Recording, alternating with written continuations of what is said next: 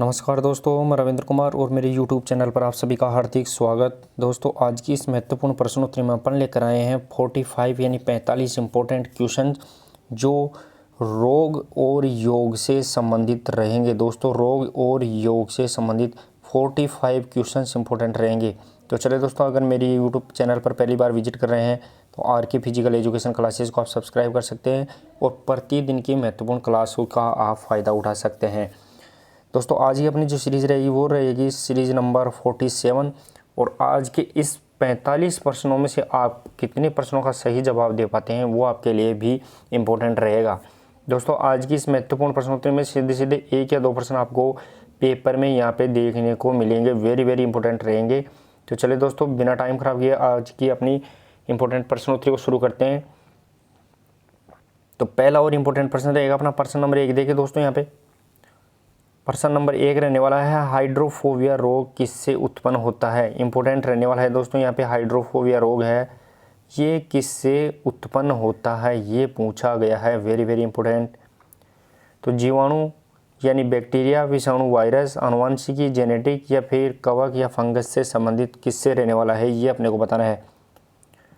लेकिन इससे पहले मैं आपको दोस्तों बताऊं कि हाइड्रोफोबिया ये कुत्ते के काटने से जो उसकी लार के कारण रेबिडो वायरस होता है उसके कारण होता है, जिसमें व्यक्ति पानी से देखकर डर लगने लगता है, पानी से डरने लगता है, उसे अपन हाइड्रोफोबिया कहते हैं। तो हाइड्रोफोबिया रोग किससे उत्पन्न होगा ये अपने को बताना है। तो प्रश्न नंबर 1 और इसका सही आंसर रहने वाला है वो रहेगा दोस्तों यहाँ पे विषाणु या वायरस से होता है, ये अपने को ध्यान रखना है। सही आंसर रहेगा दोस्तों इसका विषाणु या वायरस। नेक्स्ट और अगला प्रश्न नंबर 2 देखिए दोस्तों, और दोस्तों जल्द ही आपको इंपॉर्टेंट प्रश्नों की पीडीएफ भी उपलब्ध करवा दी जाएगी। प्रश्न नंबर 2 देखिए, खसरा किसके संक्रमण के कारण होता है। इंपॉर्टेंट रहेगा दोस्तों, यहाँ पे खसरा है, ये रोग कौन सा है खसरा, ये किसके संक्रमण के कारण होता है ये पूछा गया है। तो वायरस, बैक्टीरिया, फंगस, प्रोटोजोआ, इनमें से किससे संबंधित रहेगा ये अपने को बताना है। और दोस्तों, आज की प्रश्नोत्तरी आपको पसंद आती है तो जरूर वीडियो को भी शेयर करते रहे। प्रश्न नंबर 2 और इसका सही आंसर क्या रहेगा दोस्तों, खसरा किसके संक्रमण के कारण होता है। तो सही आंसर रहेगा दोस्तों यहाँ पे विषाणु या फिर वायरस से संबंधित होता है। खसरा किसका रहेगा दोस्तों, तो विषाणु या वायरस से संबंधित रहेगा। नेक्स्ट और अगला प्रश्न नंबर 3 देखिए दोस्तों, प्रश्न नंबर 3 रहेगा, कौन सा रोग बैक्टीरिया से होता है। इंपॉर्टेंट भी रहने वाला है दोस्तों, कौन सा रोग है जो बैक्टीरिया जिसे अपन विषाणु बोलते हैं उससे होता है। तपेदिक रोग, पीलिया, चेचक या फिर उपरोक्त सभी। दोस्तों यहाँ पे जो बैक्टीरिया है जिसे अपन जीवाणु बोलते हैं, अपन इसे बैक्टीरिया को जीवाणु बोलते हैं, वो जीवाणु से होने वाला रोग कौन सा है ये पूछा गया है। तो यहाँ पे तपेदिक, जिसे तपेदिक को दोस्तों यहाँ पे शॉर्ट में देखें तो तपेदिक को अपन टीबी बोलते हैं। टीबी, पीलिया और चेचक, इनमें से कौन सा रोग है जो बैक्टीरिया से होता है। तो प्रश्न नंबर 3 और इसका सही आंसर रहने वाला है वो रहेगा दोस्तों तपेदिक या टीबी, ये बैक्टीरिया से होने वाला रोग रहेगा। नेक्स्ट और अगला प्रश्न नंबर 4 देखिए दोस्तों, प्रश्न नंबर 4 रहेगा, बीसीजी का टीका किसके लिए लगाया जाता है। दोस्तों यहाँ पे बीसीजी का टीका कौन सा है बीसीजी का, और ये किसके लिए लगाया जाता है ये पूछा गया है। दोस्तों ऑप्शन के अकॉर्डिंग आपको बताना है कि बीसीजी का टीका किसके लिए लगता है। तो चेचक, छोटी चेचक,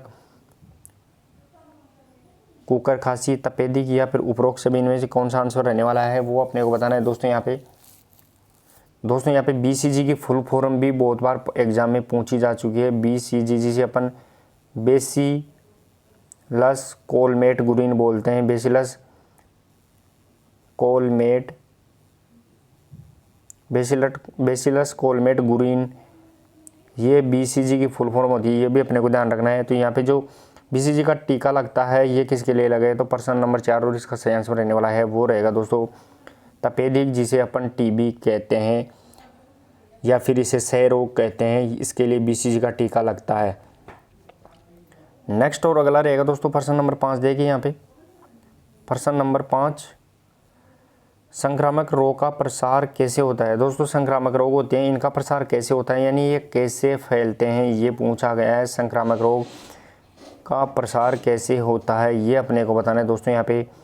तो संक्रामक रोग जल व भोजन के द्वारा फैलते हैं, हवा के द्वारा फैलते हैं, कीड़ों के द्वारा या कीट, मक्खी, मच्छर या फिर उपरोक्त सभी इनमें से कौन सा आंसर रहने वाला है, वो अपने को बताना है दोस्तों यहाँ पे सीधा सीधा।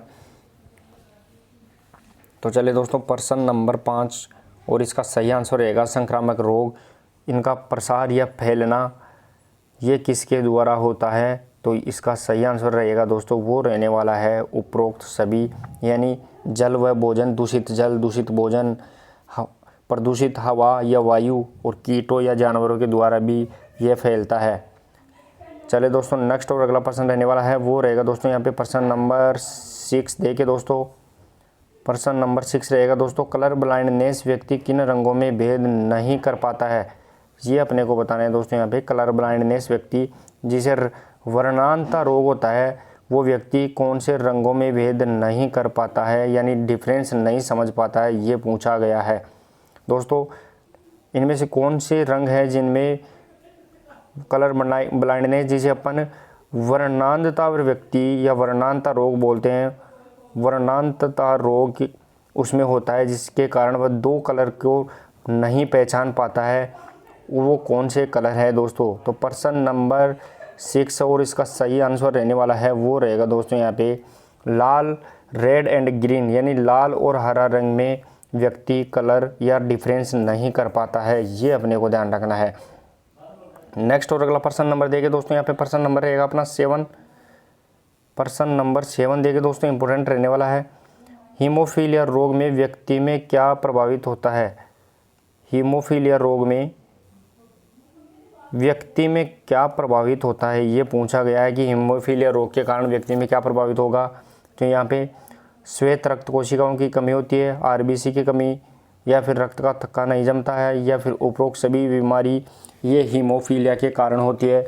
और दोस्तों हीमोफीलिया ये आनुवांशिक रोग होता है, ये भी अपने को ध्यान रखना है। और यहाँ पे देखें तो दोस्तों हीमोफीलिया इसका वाहक रहेगी स्त्री, वाहक स्त्री रहती है, लेकिन इससे प्रभावित कौन होता है, तो वो पुरुष इससे प्रभावित होता है, ये अपने को ध्यान रखना है। तो प्रश्न नंबर 7 और इसका सही आंसर रहेगा दोस्तों, हीमोफीलिया रोग से रक्त का थक्का नहीं जमता है, यानी एक बार चोट लगने के बाद लगातार ब्लड या रक्त बहता रहता है, तो वो कौन सा रोग होता है, वो हीमोफीलिया रोग रहेगा।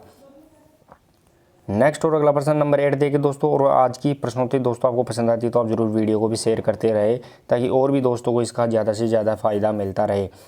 प्रश्न नंबर 8 रहेगा दोस्तों, हैंसन रोग के नाम से किस रोग को जाना जाता है। इंपॉर्टेंट रहने वाला है दोस्तों, पूछा भी जा चुका है पहले कि हैंसन रोग के नाम से किस रोग को जाना जाता है, दूसरा नाम कौन सा रोग है, ये पूछा गया है।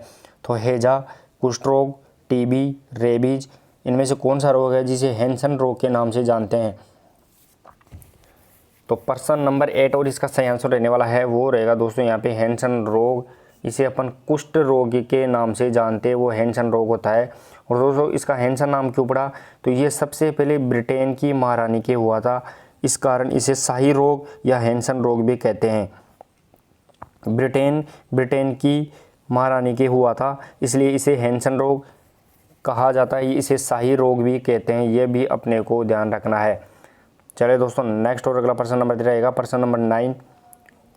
प्रश्न नंबर 9 देखिए दोस्तों, निम्न में कौन सा रोग विषाणु के कारण होता है। दोस्तों यहाँ इनमें से जो कौन सा रोग है जो विषाणु या वायरस के कारण होता है, ये पूछा गया है। इंपॉर्टेंट रहेगा दोस्तों, टीबी, कुष्ठ रोग, चेचक, हैजा, इनमें से कौन सा रोग है जो विषाणु या वायरस के कारण होता है, ये अपने को बताना है। तो चलिए दोस्तों, प्रश्न नंबर 9 और इसका सही आंसर रहने वाला है वो रहेगा दोस्तों यहाँ पे चेचक, ये वायरस या विषाणु के कारण होने वाला रोग है, ये अपने को ध्यान रखना है। प्रश्न नंबर 9 और इसका सही आंसर रहेगा दोस्तों वो रहने वाला है चेचक। नेक्स्ट और अगला प्रश्न नंबर देखिए दोस्तों, यहाँ पे प्रश्न नंबर 10 रहेगा। प्रश्न नंबर 10 देखिए दोस्तों, किस रोग को लोकजो भी कहा जाता है। इंपॉर्टेंट रहेगा दोस्तों यहाँ पे, किस रोग को लोकजो भी कहा जाता है, यानी लोक यानी और जो यानी जबड़ा होता है दोस्तों यहाँ पे, तो लोक जबड़ा लोक हो जाता है। ऐसा कौन सा रोग है जिसमें लोकजो भी कहा जाता है। तपेदिक, हैंसन, टिटनेस, एनीमिया, कौन सा रोग रहने वाला है दोस्तों जिसमें लोकजो, इसे अपन जबड़े का जकड़ जाना यानी बिल्कुल बंद हो जाना, जबड़े का जबड़े का जकड़ जाना या बिल्कुल बंद होना, ये लोकजो के नाम से जाना जाता है। तो इसे कौन सा रोग होता है ये अपने को बताना है। तो प्रश्न नंबर 10 और इसका सही आंसर रहने वाला है दोस्तों लोकजो भी या टिटनेस को कहा जाता है। यहाँ पे इंपॉर्टेंट रहेगा दोस्तों टिटनेस को लोकजो, जिसमें टिटनेस होने पर व्यक्ति के जबाड़ा बिल्कुल बंद हो जाता है, ये अपने को ध्यान रखना है। नेक्स्ट और अगला प्रश्न नंबर देखिए दोस्तों, यहाँ पे प्रश्न नंबर 11 रहेगा अपना। प्रश्न नंबर 11 देखिए दोस्तों, जीरोपथैलेमिया रोग किसकी कमी से होता है। इंपॉर्टेंट रहेगा दोस्तों, यहाँ पे जीरोपथैलेमिया रोग है वो किसकी कमी से होता है, कमी पूछी गई है किसकी कमी से होता है। इंपॉर्टेंट रहेगा तो विटामिन सी, ई, के या फिर ए, इनमें से कौन सी विटामिन है जिसकी कमी से जीरोपथैलेमिया रोग होता है। और दोस्तों आज की प्रश्नोत्तरी अगर आपको पसंद आती है तो आप वीडियो को भी जरूर शेयर करते रहे। तो चलिए दोस्तों प्रश्न नंबर 11 और इसका सही आंसर रहने वाला है वो रहेगा दोस्तों यहाँ पे जीरोपथैलेमिया रोग ये विटामिन ए की कमी के कारण होता है। दोस्तों इसके अलावा भी जीरोपथैलेमिया रोग के अलावा भी विटामिन ए से कमी के कारण रंतोदी रोग भी होता है, ये भी अपने को ध्यान रखना है। तो विटामिन ए की कमी से रतौंधी और जीरोपथैलेमिया दोनों ही रोग रहेंगे। नेक्स्ट और अगला प्रश्न नंबर देखिए दोस्तों, यहाँ पे प्रश्न नंबर रहेगा अपना 12। प्रश्न नंबर 12 देखिए दोस्तों, कौन सा रोग वसा के पाचन में अनियमितता के कारण होता है। इंपॉर्टेंट रहने वाला है दोस्तों कौन सा रोग है जो वसा के पाचन में अनियमितता यानी सही से वसा का पाचन नहीं होने के कारण होता है, ये पूछा गया है। तो एनीमिया, कीटोसिस, स्कर्वी या फिर हेपेटाइटिस, इनमें से कौन सा रोग रहने वाला है जिसमें सही रूप से वसा नहीं पच पाती है जिसके कारण ये रोग उत्पन्न होता है। तो वसा के पाचन में अनियमितता जिसे अपन बोलते हैं, वसा का सही पाचन नहीं हो पाता है, इसमें कौन सा रोग पैदा होता है। तो चलिए दोस्तों प्रश्न नंबर 12 और इसका सही आंसर रहने वाला है वो रहेगा दोस्तों यहाँ पे कीटोसिस रोग, ये वसा के अनियमित या अपचित वसा के कारण होने वाला रोग होता है, वो रहने वाला है दोस्तों कीटोसिस। नेक्स्ट और अगला प्रश्न नंबर 13 देखिए दोस्तों, प्रश्न नंबर 13 रहेगा। और दोस्तों आज की प्रश्नोत्तरी अगर आपको पसंद आती है तो ज़रूर वीडियो को शेयर करते रहे और दोस्तों वीडियो को लाइक भी ज़रूर करते रहे। किस रोग को धनुष्टंकार के नाम से जाना जाता है। इंपॉर्टेंट रहने वाला है दोस्तों किस रोग को धनुष्टंकार रोग के नाम से जाना जाता है, ये भी इम्पोर्टेंट रहेगा। तो ऐसा कौन सा रोग है जिसे धनुष्टंकार, तो यहाँ पे मरेसमस, तपेदिक, टिटनेस, रेबीज, कौन सा रोग है जो धनुष्टंकार के नाम से जाना जाता है।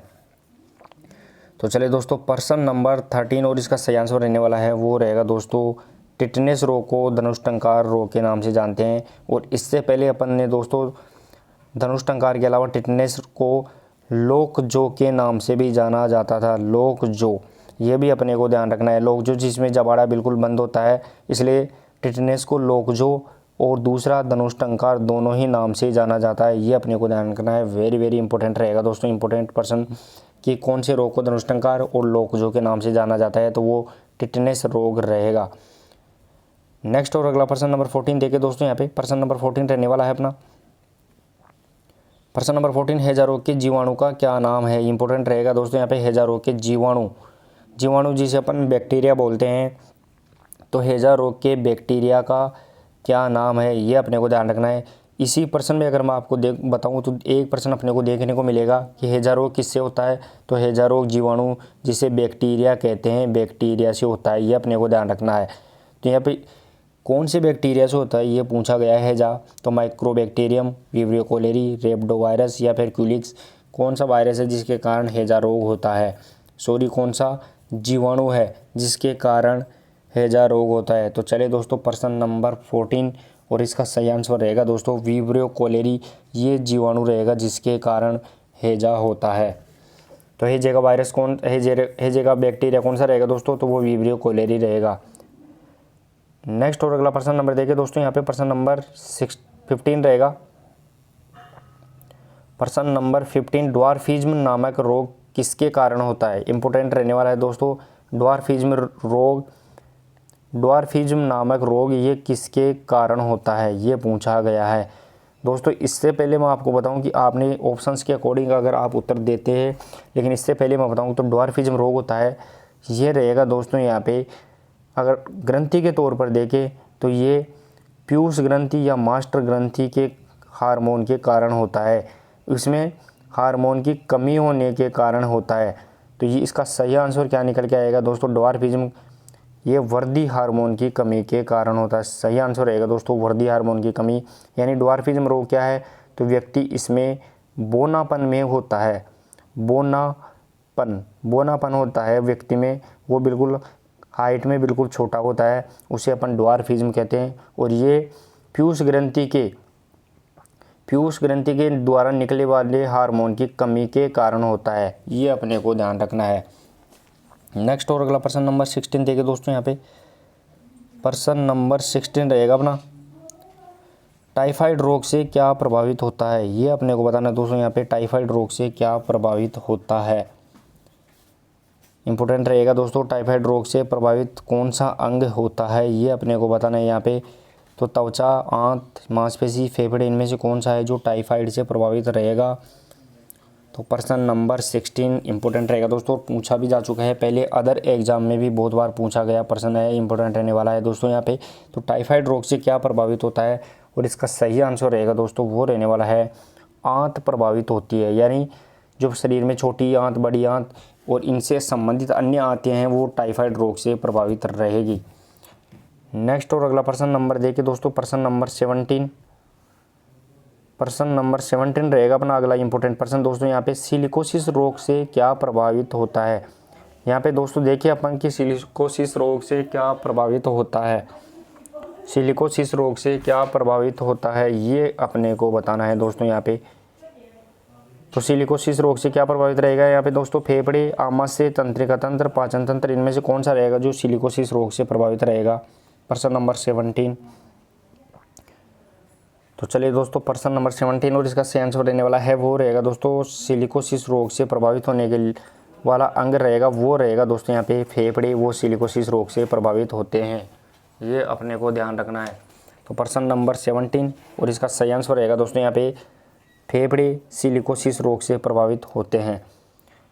नेक्स्ट और अगला प्रश्न नंबर 18 देखिए दोस्तों, यहाँ पे प्रश्न नंबर 18 रहेगा, माइकोबैक्टीरियम लेप्री के कारण कौन सा रोग होता है। ये अपने को बताना है दोस्तों यहाँ पे कि माइकोबैक्टीरियम लेप्री, इसके कारण कौन सा रोग होता है, ये अपने को बताना इंपॉर्टेंट रहने वाला है दोस्तों यहाँ पे। माइकोबैक्टीरियम लेप्री, जिसके कारण कौन सा रोग होता है। तो दोस्तों यहाँ पे क्षय रोग, जिसे अपन टीबी बोलते हैं, कुष्ठ रोग, हैंसन रोग बोलते हैं, खसरा, या फिर उपरोक्त सभी इनमें से कौन सा रहेगा दोस्तों। तो प्रश्न नंबर 18 और इसका सही आंसर रहने वाला है वो रहेगा दोस्तों माइकोबैक्टीरियम लेप्री। ये कुष्ठ रोग होता है। माइकोबैक्टीरियम लेप्री के कारण कुष्ठ रोग होता है, जिसे अपन हैंसन रोग के नाम से जानते हैं। ये अपने को ध्यान रखना है दोस्तों यहाँ पे। तो प्रश्न नंबर 18 और इसका सही आंसर रहेगा दोस्तों कुष्ठ रोग। नेक्स्ट और अगला प्रश्न नंबर देखिए दोस्तों, यहाँ पे प्रश्न नंबर 19 रहेगा अपना, इंपॉर्टेंट प्रश्न रहने वाला है वो रहेगा दोस्तों यहाँ पे प्रश्न नंबर 19, कौन सी बीमारी को हाइपोकाइनेटिक के रूप में जाना जाता है। कौन सी बीमारी को हाइपोकाइनेटिक बीमारी के रूप में जाना जाता है, ये पूछा गया है। इंपॉर्टेंट रहने वाला है दोस्तों कि कौन सी बीमारी है जिसे हाइपोकाइनेटिक बीमारी के रूप में जानते हैं। तो मलेरिया को, एड्स को, रेबीज को, या फिर रूमेटिक आर्थराइटिस को, इनमें से कौन सी बीमारी है जिसे हाइपोकाइनेटिक बीमारी के रूप में जानते हैं। दोस्तों यहाँ पे हाइपो शब्द लगा हुआ है, इसका मतलब होता है किसी चीज़ में कमी। हाइपो कमी होती है और हाइपर होती है, ये हाइपर होती है, ज़्यादा होती है, ये अपने को ध्यान रखना है। तो हाइपोकाइनेटिक किस बीमारी को जाना जाता है, तो इसका सही आंसर रहेगा दोस्तों यहाँ पे प्रश्न नंबर 19 का, और रूमेटिक आर्थराइटिस के रूप में हाइपोकाइनेटिक बीमारी को जाना जाता है। प्रश्न नंबर 19 और इसका सही आंसर रहेगा दोस्तों वो रहने वाला है रूमेटिक आर्थराइटिस। और दोस्तों अगर आज की प्रश्नोत्तरी आपको पसंद आती है तो आप वीडियो को भी शेयर करते रहे, ताकि और भी दोस्तों को इसका ज़्यादा से ज़्यादा फायदा मिलता रहे। और जल्द ही आपको इंपॉर्टेंट प्रश्नों की PDF भी आपको उपलब्ध करवा दी जाएगी। लगभग आधा काम कंप्लीट हो चुका है और जल्द ही आपको PDF से संबंधित इन्फॉर्मेशन मिल जाएगी। और दोस्तों इसके लिए आपको बिल्कुल भी घबराने की ज़रूरत नहीं है, क्योंकि आप ये सोच रहे होंगे कि सर किस प्रकार इसको जल्दी से देंगे, तो हम ये इसको रिपीट कर लेंगे, रिवीजन कर लेंगे, तो इसमें कोई ज़्यादा आपको दिक्कत वाली बात नहीं रहेगी। 1 से 2 दिन में आप इसका आसानी से रिपीट कर सकते हैं। तो चलिए दोस्तों पर्सन नंबर नेक्स्ट और 20 रहेगा अपना। पर्सन नंबर 20 देखिए दोस्तों यहाँ पे इंपॉर्टेंट रहेगा अपना, वेरिसेला जोस्टर वायरस से कौन सा रोग होता है। इंपॉर्टेंट रहने वाला है दोस्तों यहाँ पे वेरिसेला जोस्टर, इस वायरस है जिसे विषाणु बोलते हैं। तो वेरिसेला जोस्टर वायरस से कौन सा रोग होता है ये पूछा गया है यहाँ पे।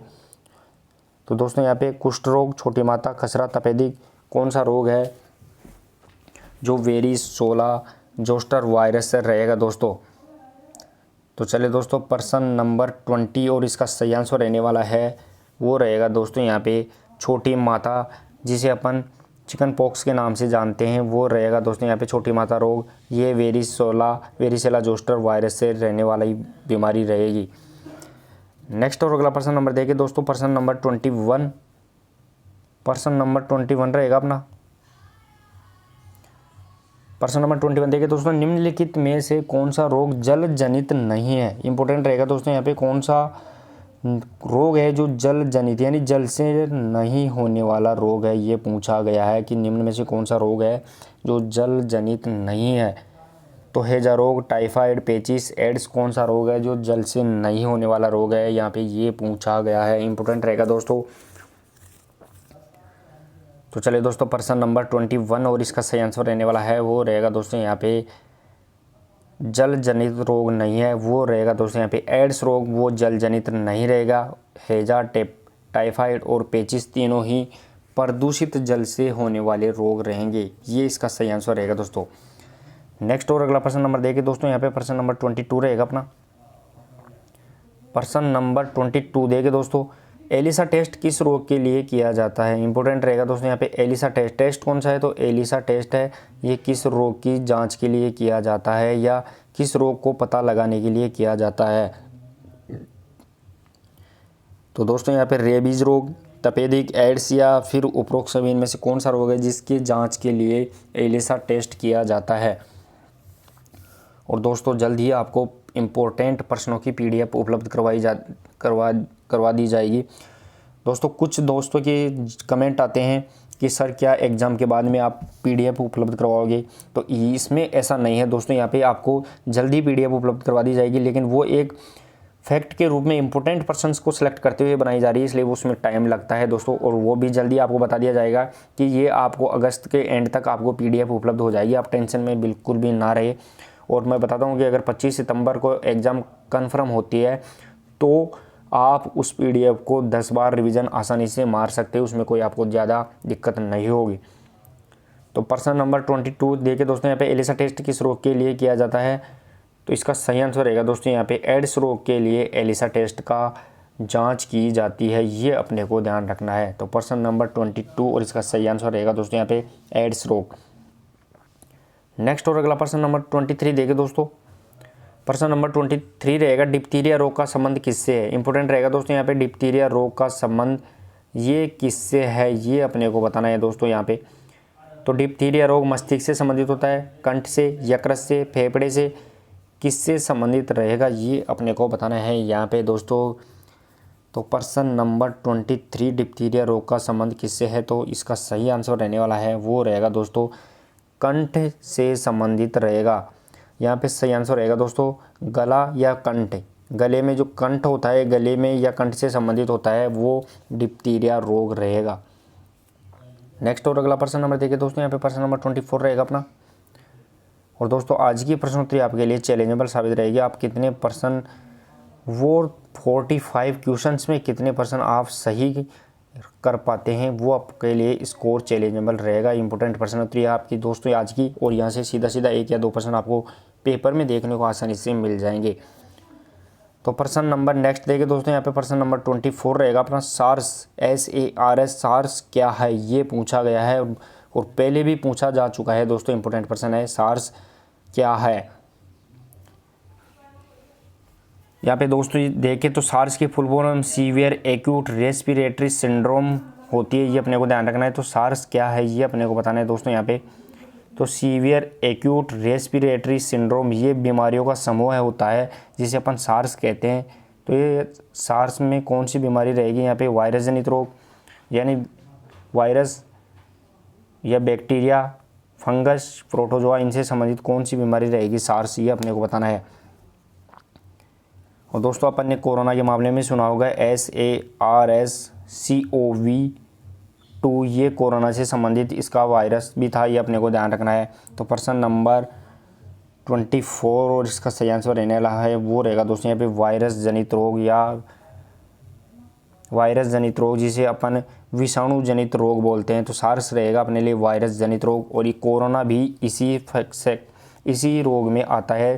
तो कोरोना का भी जो वायरस है वो SARS, ये अपने को ध्यान रखना है दोस्तों, SARS-CoV-2 ये कोरोना का वायरस भी रहेगा। नेक्स्ट और अगला प्रश्न नंबर देखिए दोस्तों यहाँ पे प्रश्न नंबर 25। प्रश्न नंबर 25 रहेगा दोस्तों इंपॉर्टेंट प्रश्न, पायरिया रोग किसको प्रभावित करता है, ये अपने को बताना है दोस्तों। यहाँ पे पायरिया रोग है, ये पायरिया रोग शरीर में किसको प्रभावित करेगा, ये अपने को बताना है दोस्तों यहाँ पे। तो मस्तिष्क को, तंत्रिका तंत्र, उत्सर्जन तंत्र या मसूड़े, इनमें से कौन सा रहेगा। तो चलिए दोस्तों प्रश्न नंबर 25 और इसका सही आंसर रहने वाला है वो रहेगा दोस्तों यहाँ पे पायरिया रोग, ये मसूड़े को प्रभावित करता है। यहाँ पे देखे जाए तो दोस्तों मसूड़े होते हैं, जो दांतों में दांत होते हैं ये मसूड़ों में होते हैं। तो मसूड़ों में क्या होता है, तो मसूड़ों में खून आने लगता है दोस्तों। यहाँ पे देखा जाए तो मसूड़ों में खून आने लगता है और मसूड़े सूज भी जाते हैं, लाल लाल हो जाते हैं। तो ये पायरिया रोग होता है, यह मसूड़े से संबंधित होता है। और इसका सही इलाज होता है दोस्तों वो रहता है ज़्यादातर विटामिन सी का उपयोग करना। विटामिन सी का उपयोग अपन ज़्यादा करते हैं तो ये अपने को पायरिया रोग से इससे छुटकारा मिल सकता है, यानी खट्टे फल खाना, और ये इसका सही इलाज होता है। नेक्स्ट और अगला प्रश्न नंबर 26 देखिए दोस्तों। प्रश्न नंबर 26 रहेगा अपना, रिये सिंड्रोम का संबंध किससे होता है। यहाँ पे दोस्तों रिये सिंड्रोम का संबंध किससे होता है। दोस्तों किसी भी रोग के पीछे या किसी भी चीज़ के पीछे अगर सिंड्रोम शब्द लगता है, मैं आपको बता दूं कि सिंड्रोम शब्द लगता है तो सिंड्रोम का अर्थ होता है बहुत से रोगों का समूह है। एक रोग नहीं होता है, बहुत रोगों का समूह है। रोगों का समूह होता है वो कौन सा, उसे अपन सिंड्रोम के नाम से बोलते हैं। तो यहाँ पे रिये सिंड्रोम का मतलब है ये बहुत से रोगों का समूह है। तो यहाँ पे रिये सिंड्रोम का संबंध किससे रहेगा, तो प्रश्न नंबर 26 और इसका सही आंसर रहने वाला है वो रहेगा दोस्तों यहाँ पे चेचक से संबंधित रहेगा। यानी रिये सिंड्रोम में चेचक बीमारी भी आती है और इसके अलावा अन्य बीमारियां भी रिये सिंड्रोम में रहेगी। तो प्रश्न नंबर 26 और सही आंसर रहेगा दोस्तों यहाँ पे चेचक। नेक्स्ट और अगला प्रश्न नंबर 27 देखिए दोस्तों। प्रश्न नंबर 27 रहेगा अपना अगला प्रश्न दोस्तों यहाँ पे प्रश्न नंबर 27, घेंगा रोग का संबंध किससे होता है, ये अपने को बताना है दोस्तों। यहाँ पे घेंगा रोग का संबंध है जिसे अपन गलगंड रोग या ग्वाइटर रोग भी बोलते हैं। तो घेंगा रोग का संबंध किससे रहेगा, थायरोक्सिन, एंड्रोजन, गैस्ट्रिन या फिर प्लाज्मोडियम। इससे पहले मैं दोस्तों आपको बताऊं कि घेंगा रोग के अन्य नाम क्या क्या है। तो इसे अपन गलगंड रोग भी बोलते हैं, इसके अलावा अपन इसको ग्वाइटर भी बोलते हैं। तो ये किससे होता है घेंगा रोग, और ये गले से संबंधित रोग होता है, ये अपने को ध्यान रखना है। और दोस्तों इससे भी ज़्यादा मैं अगर आपको हिंट के रूप में बताऊँ तो ये थायराइड ग्रंथि से संबंधित रोग होता है। तो प्रश्न नंबर 27 और इसका सही आंसर रहेगा दोस्तों घेंगा रोग, ये थायरोक्सिन हार्मोन से संबंधित होता है और इसका स्त्रावण कौन सी ग्रंथि करवाती है, तो वो थायराइड ग्रंथि करवाती है। ये भी अपने को ध्यान रखना है दोस्तों यहाँ पे सीधा सीधा। और इसका अलावा देखे जाए तो घेंगा रोग क्यों होता है, तो ये आयोडीन की कमी के कारण होता है, आयोडीन नमक की कमी के कारण होता है। नेक्स्ट और अगला प्रश्न नंबर 28 देखिए दोस्तों। प्रश्न नंबर 28 रहेगा अपना इंपॉर्टेंट प्रश्न, ओस्टियोपोरोसिस रोग किस में होता है। दोस्तों यहाँ पे ओस्टियोपोरोसिस रोग है, ये किस में होता है, रोग किस में होता है, ये पूछा गया है। ओस्टियोपोरोसिस रोग किस में होता है दोस्तों, यहाँ पे रक्त में होता है, त्वचा में, हड्डी में, मांसपेशी में। तो इसका प्रश्न नंबर 28 और इसका सही आंसर क्या रहेगा दोस्तों, और आपके लिए आसान भी रहेगा दोस्तों, इतना हार्ड नहीं है। तो यहाँ पे ओस्टियोलॉजी किससे संबंधित होता है, तो ओस्टियोलॉजी हड्डियों से का अध्ययन ओस्टियोलॉजी कहलाता है। तो यहाँ पे ओस्टियोपोरोसिस मतलब सीधा सीधा इसका सही आंसर रहेगा दोस्तों यहाँ पे हड्डियों से संबंधित रोग रहेगा वो ओस्टियोपोरोसिस रहेगा। नेक्स्ट और अगला प्रश्न नंबर 29 देखिए दोस्तों। प्रश्न नंबर 29 रहेगा अगला प्रश्न, ओस्टियोमलेशिया नामक बीमारी किस में होती है। दोस्तों यहाँ पे ओस्टियोमलेशिया वही बीमारी है, हड्डियों से संबंधित बीमारी है। तो ऑस्टियोमलेशिया जो बीमारी है ये बीमारी किस में होती है, ये पूछा गया है। इंपॉर्टेंट रहेगा दोस्तों यहाँ पे बच्चों में होती है, नवजात में होती है, प्रौढ़ में यानी वृद्ध व्यक्तियों में होती है, या फिर उपरोक्त सभी में होती है, ये अपने को ये बताना है दोस्तों यहाँ पे। तो चलिए दोस्तों प्रश्न नंबर 29 और इसका सही आंसर क्या रहेगा। ऑस्टियोमलेशिया नामक बीमारी ये होती है दोस्तों प्रौढ़ व्यक्तियों में या वृद्ध व्यक्तियों में होती है, जिसके कारण छोटे से चोट के कारण ही उसमें हड्डियाँ टूट जाती है, ये इसके कारण होता है। तो ऑस्टियोमलेशिया बीमारी के कारण होता है। नेक्स्ट और अगला प्रश्न नंबर देखे दोस्तों यहाँ पे प्रश्न नंबर 30 रहेगा अपना। प्रश्न नंबर 30 देखे दोस्तों, निम्न में कौन सा रोग प्रोटोजोआ जनित रोग नहीं है। यहाँ पे प्रोटोजोआ जनित रोग नहीं है, ये अपने को बताना है दोस्तों। यहाँ पे प्रोटोजोआ जनित रोग नहीं है दोस्तों, यहाँ पे नहीं पूछा गया है। निम्न में से कौन सा रोग प्रोटोजोआ जनित रोग नहीं है, ये अपने को बताना है दोस्तों। तो एड्स रोग, मलेरिया रोग, पायरिया, एमबीबी, पेचिस या फिर उपरोक्त सभी कौन सा रोग है इनमें से जो प्रोटोजोआ जनित रोग नहीं है। यहाँ पे दोस्तों नई शब्द पूछा गया है, अपने को यही ध्यान रखना है कि नहीं है। तो प्रश्न नंबर 30 और इसका सही आंसर रहने वाला है वो रहेगा दोस्तों यहाँ पे प्रोटोजोआ जनित रोग नहीं है, वो रहेगा दोस्तों यहाँ पे एड्स रोग प्रोटोजोआ जनित रोग नहीं है। बाकी मलेरिया और पायरिया, एमबीबी, पेचिस ये दोनों ही रोग प्रोटोजोआ जनित रोग रहेंगे। नेक्स्ट और अगला प्रश्न देखिए दोस्तों यहाँ पे प्रश्न नंबर 31 रहेगा अपना। और दोस्तों आज की प्रश्न उत्तरी आपको पसंद आती है तो जरूर वीडियो को भी शेयर करते रहे। प्रश्न नंबर 31 देखिए दोस्तों यहाँ पे प्रश्न नंबर 31 रहेगा, डेंगू रोग को फैलाने वाले मच्छर की प्रजाति कौन सी है। इंपॉर्टेंट रहेगा दोस्तों यहाँ पे डेंगू रोग को फैलाने वाले डेंगू रोग कौन सा है। डेंगू रोग है दोस्तों यहाँ पे, इसको फैलाने वाले मच्छर की प्रजाति कौन सी रहेगी, ये अपने को बताना है दोस्तों यहाँ पे। तो मादा, एनाफ्लीज, एडिस इजिप्टाई, क्यूलेक्स या फिर कीटोसिस, इनमें से कौन सी रहेगी, ये अपने को बताना है। तो चलिए दोस्तों प्रश्न नंबर 31 वेरी इंपॉर्टेंट रहेगा दोस्तों यहाँ पे, डेंगू को फैलाने वाले मच्छर की प्रजाति कौन सी रहेगी। तो प्रश्न नंबर 31 और इसका सही आंसर रहने वाला है वो रहेगा दोस्तों यहाँ पे एडिस इजिप्टाई मच्छर, इस प्रजाति के कारण डेंगू रोग फैलता है, ये अपने को ध्यान रखना है। लेकिन यहाँ पे दोस्तों मादा एनाफ्लीज मच्छर के कारण, इस प्रजाति के मच्छर के कारण मलेरिया रोग फैलता है, ये अपने को एक्स्ट्रा ध्यान रखना है। तो मलेरिया रोग मादा एनाफ्लीज और डेंगू रोग वो एडिस इजिप्टाई मच्छर की प्रजाति के कारण फैलता है। नेक्स्ट और अगला प्रश्न नंबर देखे दोस्तों प्रश्न नंबर 32। और दोस्तों आज की प्रश्न अगर आपको पसंद आती है तो जरूर वीडियो को भी शेयर करते रहे। प्रश्न नंबर 32 देखिए दोस्तों यहाँ पे सिफिलिस का कारण होता है। दोस्तों यहाँ पे सिफिलिस का कारण होता है, ये अपने को बताना है दोस्तों। यहाँ पे सिफिलिस का कारण क्या होता है। तो दोस्तों यहाँ पे ट्रेपोनोमा सिल्फियम, ट्रेपोनोमा पेरिडियम या फिर मल्टीपोयम डर्मा, उपरोक्त सभी इनमें से कौन सा रहेगा। तो दोस्तों सिफिलिस का कारण कौन सा रहेगा। तो प्रश्न नंबर 32 और इसका सही आंसर रहेगा दोस्तों यहाँ पे ट्रेपोनेमा पेलिडियम, ये सिफिलिस बीमारी का कारण रहेगा। ये ट्रेपोनेमा पेलिडियम बैक्टीरिया के कारण यह सिफिलिस होता है, ये अपने को ध्यान रखना है। नेक्स्ट और अगला प्रश्न देखिए दोस्तों यहाँ पे प्रश्न नंबर रहेगा अपना प्रश्न नंबर 33। प्रश्न नंबर 33 योग से रिलेटेड प्रश्न है दोस्तों। यहाँ पे योग का अर्थ समाधि है, ये किसने कहा। वेरी इंपॉर्टेंट रहेगा दोस्तों। परिभाषा है, डेफिनेशन है कि योग का अर्थ क्या है। तो सीधा योग का अर्थ समाधि है, ये कथन किसका है, ये अपने को बताना है यहाँ पे दोस्तों।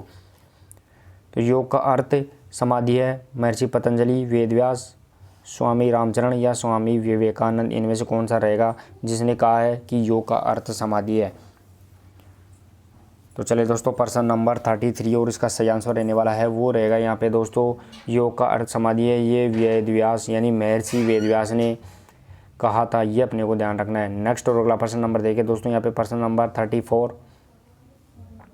प्रश्न नंबर 34 रहेगा अपना नेक्स्ट और इम्पोर्टेंट प्रश्न, पतंजलि योग सूत्र के किस पाद में अष्टांग योग एवं क्रिया योग का वर्णन किया गया है। इंपॉर्टेंट रहेगा दोस्तों यहाँ पे कि पतंजलि योग सूत्र के किस पाद में। यहाँ पे दोस्तों 4 प्रकार के पाद जिसे अपन चरण बोलते हैं या पाठ बोलते हैं। तो पतंजलि योग सूत्र के किस पाद में अष्टांग योग और क्रिया योग का वर्णन किया गया है। दोस्तों यहाँ पे विभूतिपाद, साधनपाद, समाधिपाद, कैवल्यपाद 4 प्रकार के पाद है या जो योग सूत्र किताब है, ये योग सूत्र महर्षि पतंजलि की किताब है। इसके कितने अध्याय है, तो वो 4 अध्याय रहेंगे दोस्तों, 4 पाद रहेंगे। उनमें से अष्टांग योग जो अपन देखते हैं, यम नियमासन प्राणायाम वाला, और क्रिया योग, इन दोनों ही योग का उल्लेख कौन से अध्याय या पाद में रहेगा। तो चलिए दोस्तों, प्रश्न नंबर 34 और इसका सही आंसर रहने वाला है वो रहेगा दोस्तों यहाँ पे साधन पाद में अष्टांग योग और क्रिया योग का वर्णन मिलता है। नेक्स्ट और अगला प्रश्न नंबर देखिए दोस्तों, यहाँ पे प्रश्न नंबर 35 रहेगा अपना। प्रश्न नंबर 35, हठ योग प्रदीपिका को किसने संकलित किया। हठ योग प्रदीपिका, यहाँ पे दोस्तों हठ योग प्रदीपिका है, योग का ही प्रकार है, अलग योग है। जैसे अष्टांग योग है, राजयोग है, भक्ति योग है, तो यहाँ पे हठ योग प्रदीपिका को किसने संकलित किया, ये पूछा गया है दोस्तों। यहाँ पे इससे मैं अलग अगर इसको सही तरीके से और भी बताऊँ आपको, तो इसका हठ योग प्रदीपिका, जिसे अपन इसके अलावा भी देखते हैं कि योग के कितने प्रकार होते हैं। हठ योग हो गया, भक्ति योग, राजयोग, कर्म योग, लय योग, हठ योग, तो ये योग के प्रकार है दोस्तों यहाँ पे।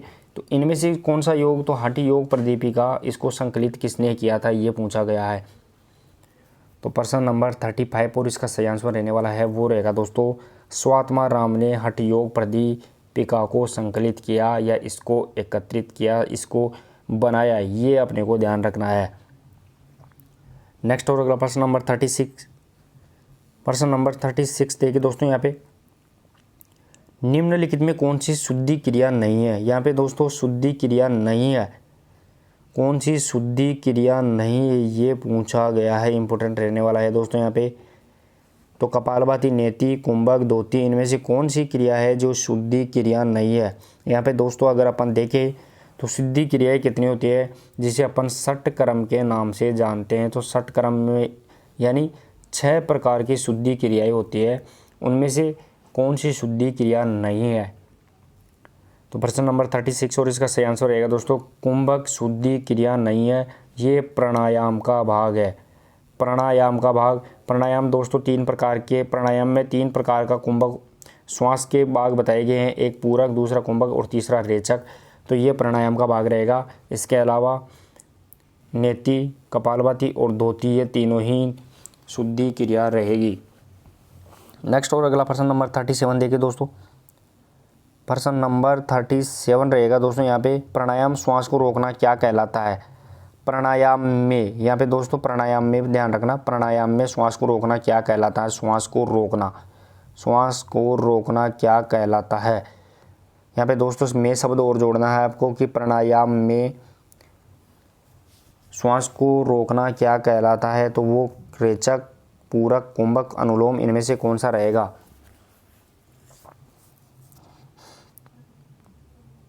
तो चलिए दोस्तों, प्रश्न नंबर 37 और इसका सही आंसर रहने वाला है वो रहेगा दोस्तों यहाँ पे, प्राणायाम में श्वास को रोकना वो कुंभक कहलाता है, ये अपने को ध्यान रखना है। इसके अलावा दोस्तों मैं बताऊं तो श्वास को रोकना कुंभक, श्वास को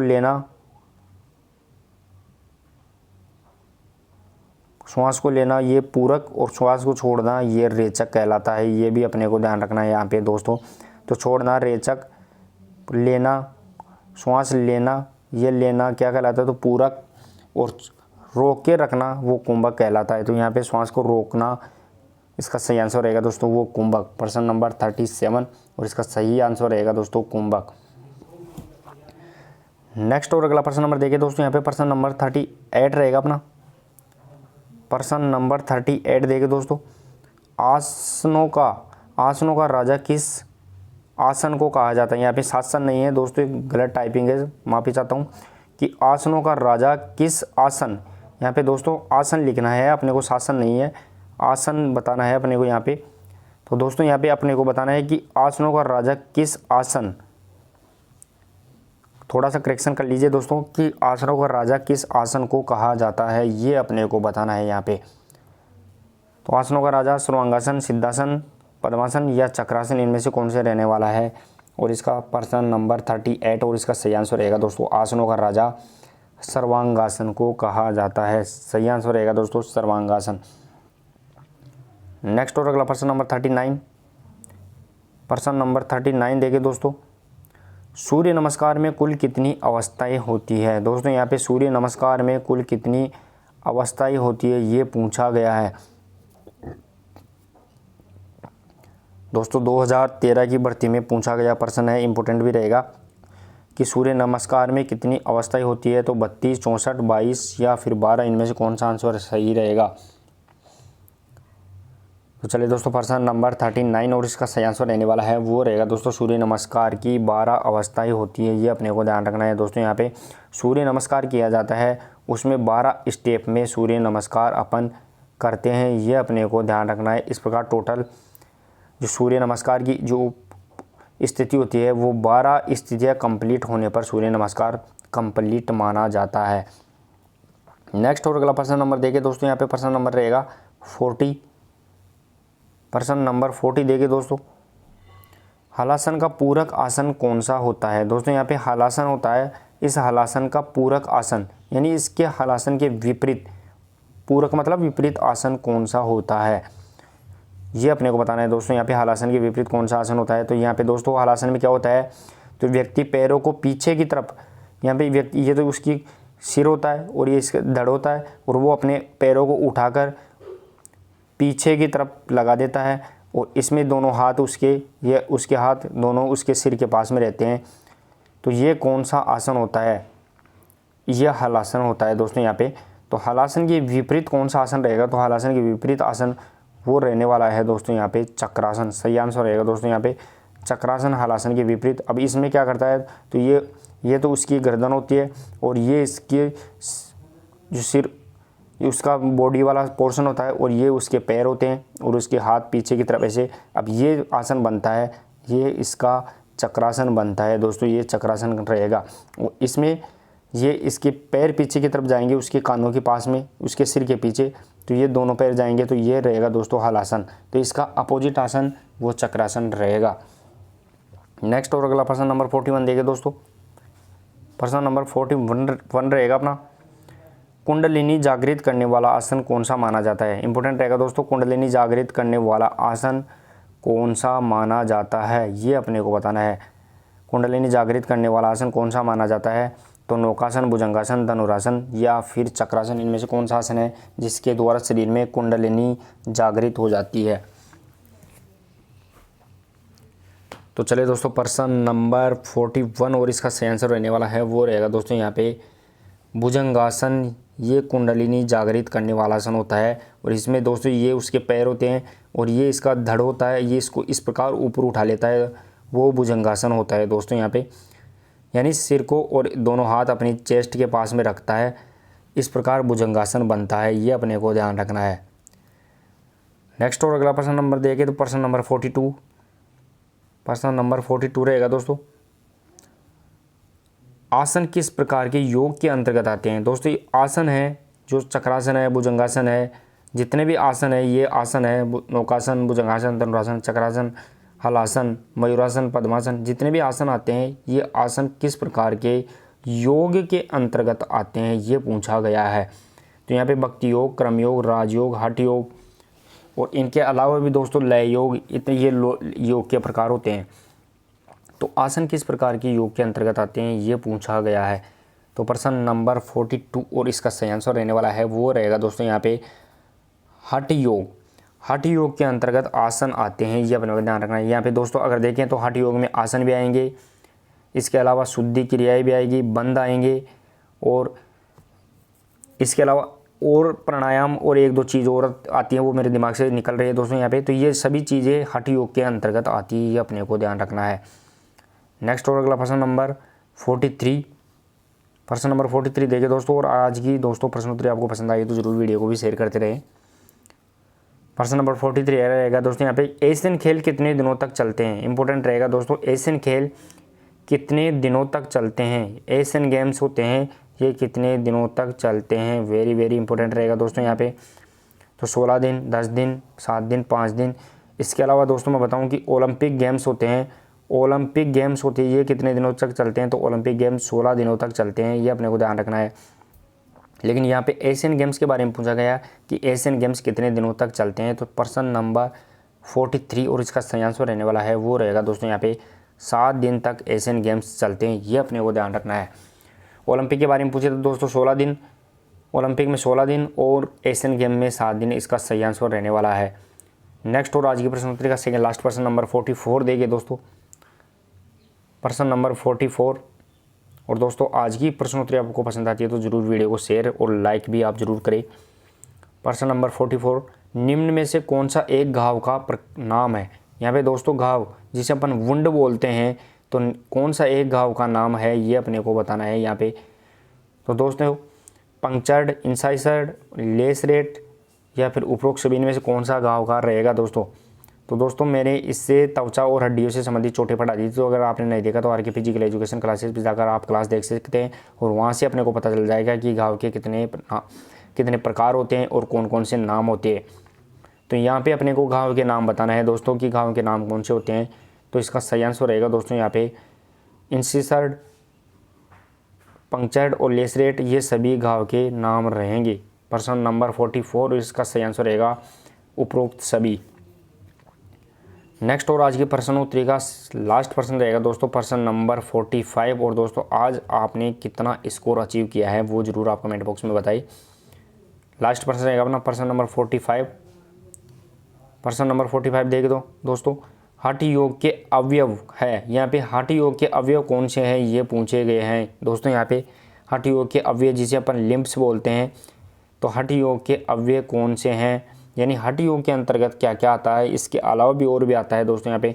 तो इसमें प्राणायाम आएगा, आसन, प्रत्याहार या फिर उपरोक्त सभी कौन कौन से हठ योग के अवयव रहेंगे या लिम्ब्स रहेंगे ये पूछा गया है। तो चलिए दोस्तों प्रश्न नंबर 45 और इसका सही आंसर रहने वाला है वो रहेगा दोस्तों यहाँ पे उपरोक्त सभी ये हठ योग के अंतर्गत आते हैं। इसके अलावा भी दोस्तों मैं बताऊं तो हठ योग के अंतर्गत बंद भी आएंगे, बंद होते हैं, क्रिया होती है या शुद्धि क्रियाएं बोलते हैं अपन, शुद्धि क्रिया भी इसी के अंतर्गत आती हैं। तो बंद, शुद्धि क्रिया, प्राणायाम, आसन, प्रत्याहार ये सभी हठ योग के अंतर्गत आते हैं। तो आज की इंपॉर्टेंट प्रश्न उत्तरी में दोस्तों अपन ने 45 प्रश्नों का एनालाइसिस किया और आपने कितना स्कोर अचीव किया है वो आप जरूर कमेंट बॉक्स में अपना स्कोर भी शेयर करें। और दोस्तों जल्दी आपको 500 से 1000 इंपॉर्टेंट प्रश्नों की PDF भी आपको उपलब्ध करवा दी जाएगी। इसके लिए काम लगभग आधे से ज़्यादा कंप्लीट हो चुका है और आपको लगभग अगस्त के एंड तक आपको उपलब्ध करवाई ही दी जाएगी। तो मिलते हैं दोस्तों आज की इस इंपॉर्टेंट प्रश्न उत्तरी। अगर आपको पसंद आती है तो जरूर वीडियो को शेयर करें, लाइक करें और चैनल को सब्सक्राइब करें। मिलते हैं दोस्तों कल एक इंपॉर्टेंट प्रश्न उत्तरी के साथ, तब तक के लिए धन्यवाद। Thank you so much.